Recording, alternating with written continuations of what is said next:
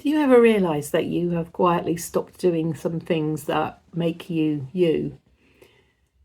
Somewhere in my 40s and 50s, I lost track of some of the things that I really enjoyed doing.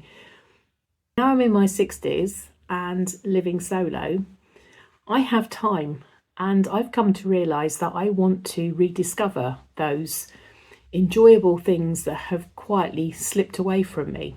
And now that I have more time on my hands, I am going to reintroduce myself to some of these things that I like to do.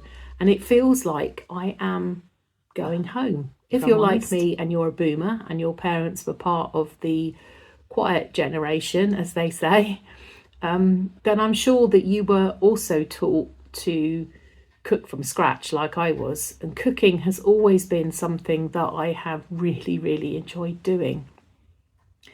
I think I stopped doing it when I moved in with my ex-partner. He's very much a meat and two veg type of person and doesn't really enjoy things outside of his comfort zone. And so I stopped doing the experimental cooking that I really enjoyed doing. And I think slowly over time, I just got into the habit of not doing this cooking. I mean, yes, I was cooking mashed potato and meat and veg and stuff, but I'm talking about the extras that you do, like when you do sausage and mash, and you do a little extra something to the gravy that goes over the sausages, or you try a different recipe just to see what it's like. When I was growing up, my mum always made things from scratch. There were a lot less ready meals when I was growing up. I think the one thing that comes to mind that I can think of is Angel Delight. That came out when I was a child, and I vividly remember my mum buying a packet of it and bringing it home. I think it might have been the strawberry one. I don't think butterscotch was out then, but it could be the strawberry or the chocolate flavour. And as kids, we all thought it was great, and we were allowed to whisk it. And I think apart from Smash, which also came out in that decade, I don't think any of us in our family actually liked Smash, so that was a goner. But yeah, the ready meals weren't really a thing. It was so much cheaper to make things from scratch. So I was taught how to make cakes and Yorkshire puddings and how to roast meat and how to roast potatoes and all the basic stuff. But I take it for granted now that I know how to do it. But I have to also realise that a lot of that was to do with the school that I attended. I did home economics as lessons, so we were taught everything. Taught to make a roux sauce, taught how to make bread, all that sort of thing. And we just took it for granted. We didn't use it all of the time, but there were occasions where it did come in useful. So I'm really, really excited to be getting back into that. I've just gone out and bought a couple of new pans. The ones that I've got were a little bit old and needed some. They needed replacement. I don't think there's any other way about it. So I've gone and bought a couple of new pans. So I have. I'm ready to go, as they say. I've already made some soup. Really enjoyed that. And I think I'm going to make some more soup this week or maybe later today. So I've got a butternut squash that I can use, and I want to try a butternut and coconut recipe. And I'm quite excited to be getting back into the basics of cooking again. Is there something that you've found you stopped doing, or is it something that you were never really taught or got into, or do you hate cooking? I mean, I can't imagine hating cooking, although having worked 9 to 5 and you get home and you're knackered and you don't really want to do any cooking, to reach for a ready meal is something that we've all done as we're just too tired. But those are the things that you do when you work full time, isn't it? So yeah, let me know what your favourite recipes are, and I'd love to give them a go. I think that would be awesome. So number 2 on my I'm getting back into list is reading. I don't think I'd read very much after I split up with my ex-husband. I think the excitement of having a place on your own and the freedom and having still 2 children at home and getting back into the career side of things, I didn't really have time to read. But now, as I said before, I have more time on my hands, and I've found that reading just before I go to sleep actually calms my mind down from the day, from running my business, worrying about the future, my pension, retirement, and things like that. It really helps. But my eyes are not what they used to be, so I have to resort to Audible. It also means I have less books to store, which is brilliant because I don't have a lot of storage space here. So I've got a nice little library in Audible, and it's nice to be read a story to. It would be really nice if Tom Hardy was reading me the story at bedtime, but hey ho, it's not available at the moment. But it's quite, it's. I guess it takes you back to childhood a little bit having a story read to you. But I fully recommend it if before you go to sleep is to listen to Audible. It's really reminded me again of how much I love getting lost in a story. There have been a few books that I've listened to. I keep saying read, but it is reading, but it's not actually physically reading. There's a couple of books recently that I've stayed up till well past my bedtime listening to them because I'm getting really engrossed in it, and that's good for letting your body just get rid of its stress from the day. Let me know if you're an Audible fan or whether you prefer reading books with your eyes. And finally, my third rediscovery is music. I have always been a big music person. I had, when I was growing up, I had my own bedroom. My dad had bought me a second-hand record player. It was one of those that was in a box, and you took the lid up and the record player was in, and you put the vinyls inside it. And then you could close it up as at the end of it. It was really old even when I got it, but it worked, and that was brilliant. And I would spend hours listening to records and writing the words down. Just gave me something to do, I guess. And so I've always loved music. Again, I think when I was living with my ex-partner in his home, it was a different kind of atmosphere. When he wasn't there and I was doing some cleaning and stuff, I'd still put the music on and listen to it. But I think when you live with someone else, you're mindful that they may not like the music that you do. Although he did. I mean, when he was doing any decorating or working indoors, he liked the Jam, so he would put that on. He watched the music on YouTube, if I'm honest with you. So he was into it. I'm not going to say it was him that I stopped listening to music for, but I wasn't really into it.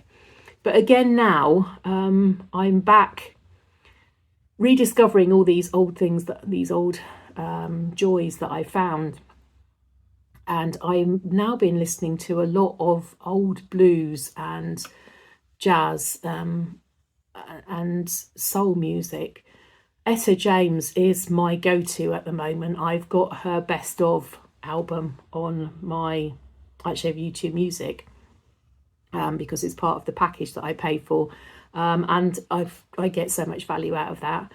Yes, but Etta James is my favourite at the moment. I just love her voice so much. Didn't listen to her before. I discovered her about 3 years ago, I think, just on recommendations that YouTube brings up for music. So many artists that I've never heard before that I'm now listening to, and I think that's wonderful. I'm even into the YouTube videos where these I don't know whether I think they're musicians or they're artists of some kind, and they listen to tracks that they've never heard before, and they do a reaction to it. And I love those because it can either give you some joy because you see their reaction to music that you love, or you listen to something you've never heard of before. And that goes for me with some of the rock stuff. So some of the American presenters that are doing this.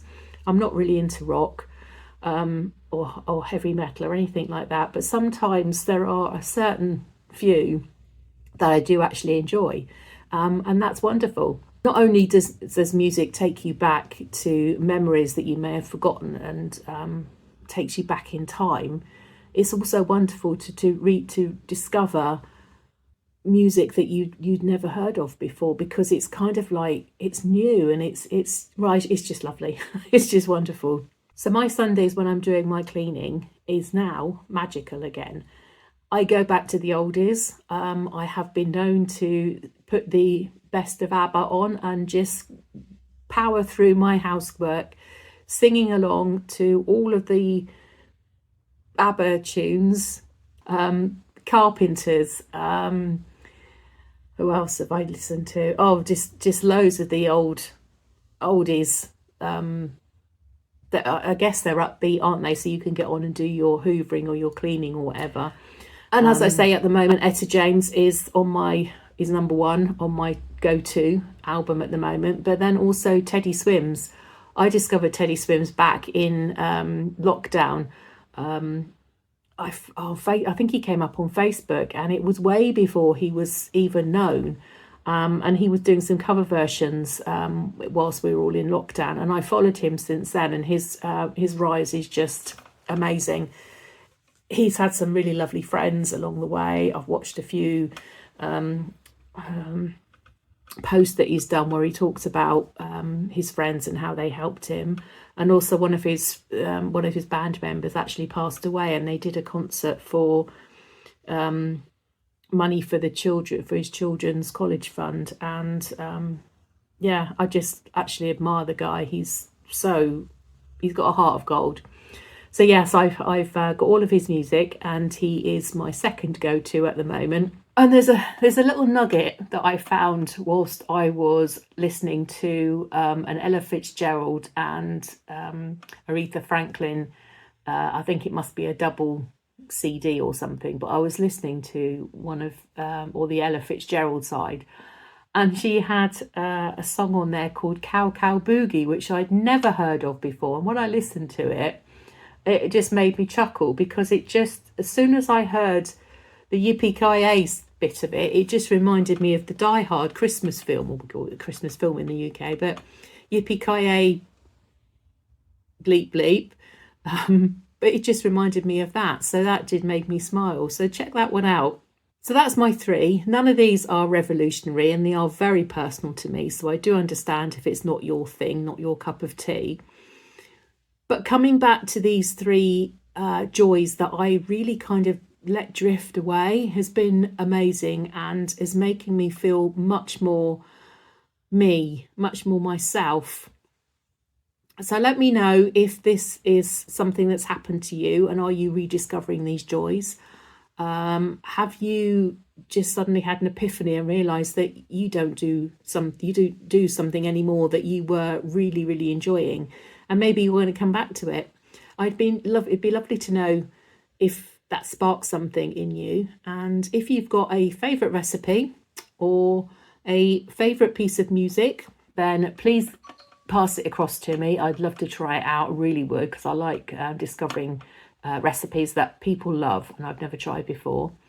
If you've got a book recommendation, that'll be wonderful. I think if I was to give one out, I would say please listen to the Wolf Den trilogy. Excellent, absolutely excellent books based in the Roman era. If anybody knows me very well, I'm into all the Greek mythology, Roman life, early history of Britain, anything like that. That really floats my boat. And if it's a novel retelling a story or a legend, then I love it. So if you've got any recommendations for books in that way, and also music, as you can, I'm really into the old soul music. I love Northern Soul. If you've got a favourite tune, then let me know, and I'd happily give that a listen. So I hope you've enjoyed this. It's not really something that's what I normally do, but it is talking about how I'm adjusting to living on my own. And I think trying to, and it links in nicely to discovering myself again, or rediscovering myself. And I hope it's been of interest to you.